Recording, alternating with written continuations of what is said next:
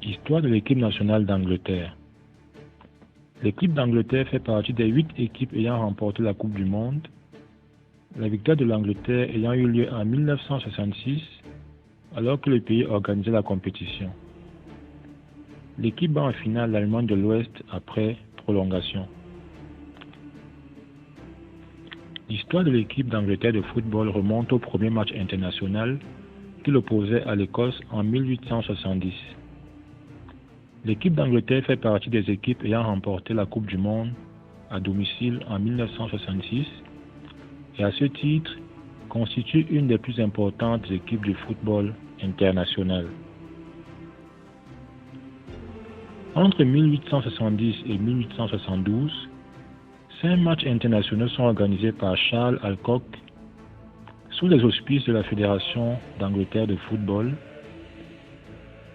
entre l'équipe d'Angleterre et celle de l'Écosse. Le premier de ceux-ci voit s'opposer les deux équipes le 5 mars 1870 au Kennington Oval de Londres. Le match se solde par un nul, le score étant de 1 but partout.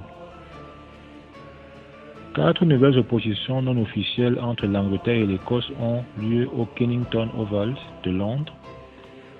Le 19 novembre 1870, la partie s'achève sur une victoire 1-0 de l'Angleterre. Le 25 février 1871 voit se dérouler un match qui se solde par un match nul, 1 but partout. Le 18 novembre 1871, l'Angleterre obtient le même score, 1 but partout. Et le 24 février 1872, elle obtient une nouvelle victoire sur le score de 1 but à 0. Ces matchs sont les précurseurs des matchs internationaux modernes, bien qu'appelés matchs internationaux à l'époque où ils se tiennent. Ils ne sont pas reconnus par la FIFA comme de vrais matchs internationaux du fait que les joueurs formant l'équipe d'Écosse étaient uniquement des joueurs écossais basés à Londres. L'Angleterre dispute le premier match international officiel de l'histoire du football le 30 novembre 1872, toujours contre l'Écosse, au stade Hamilton Crescent de Glasgow. Cette rencontre se solde par un match nul sans but. L'ouverture aux autres nations britanniques, les premiers matchs contre les équipes non britanniques. L'équipe de l'Angleterre pendant longtemps aligne ses meilleurs joueurs seulement contre les autres sélections britanniques. L'équipe d'Angleterre lors de la Première Guerre mondiale. Le match de l'entre-deux-guerres. Dans les années 1920, les formations amateurs ou de professionnels en vacances connaissaient leur premier revers face à des formations du continent. La défaite enregistrée à Paris en 1921 face à la France n'est pas reconnue par la FA, mais entraîne une réaction désormais. L'Angleterre alignera ses meilleurs joueurs face à la France. Ce mouvement engagé dès 1921 se poursuit durant les années 1920 et 1930, car les amateurs anglais sont battus par des formations comme l'Autriche ou l'Espagne. L'Angleterre refuse de prendre part aux 3 premières éditions de la Coupe du Monde. L'équipe d'Angleterre lors de la Deuxième Guerre mondiale, de l'après-guerre à la Coupe du Monde 1966. La fin de la Seconde Guerre mondiale marque l'entrée en scène de la sélection anglaise sur la scène mondiale. Tous les espoirs sont permis à la veille du tournoi final de la Coupe du Monde 1950 qui se déroule au Brésil. L'Angleterre remporte 2-0 son premier match contre le Chili. Mais l'Angleterre se fait éliminer dans le premier tour car par la suite battue 0-1 par les États-Unis, pourtant faible, puis par l'Espagne sur le même score. À la différence de but, l'Angleterre termine à la 2e place de son groupe, entre parenthèses, même nombre de points que le Chili et les États-Unis. Mais lors de la Coupe du Monde 1950, seuls les premiers de chaque groupe se qualifiaient pour le tournoi final à 4.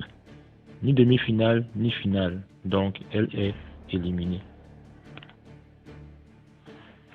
Ce premier rendez-vous officiel raté, l'Angleterre peine à signer des résultats probants.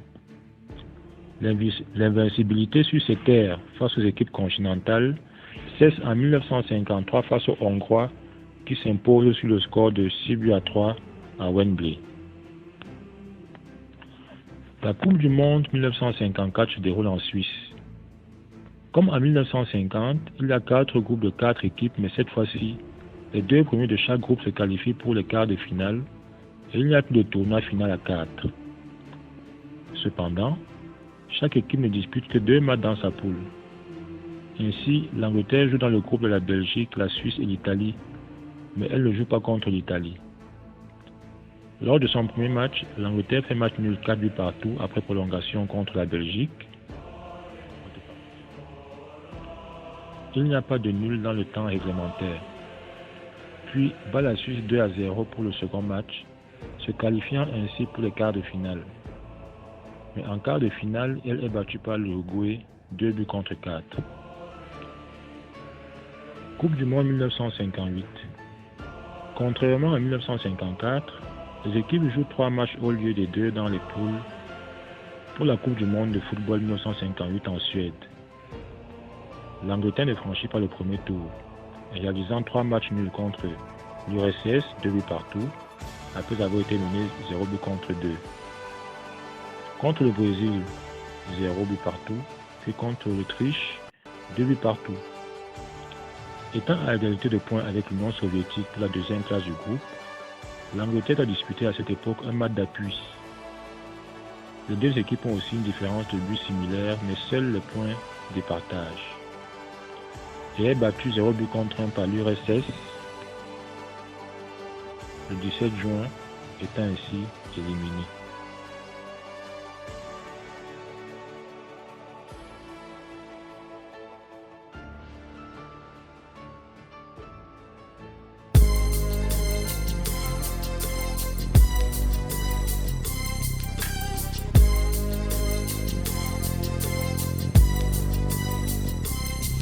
As I walk through the valley of the shadow of death, I take a look at my life and realize there's nothing left. Cause I've been blasting and laughing so long that even my mama thinks that my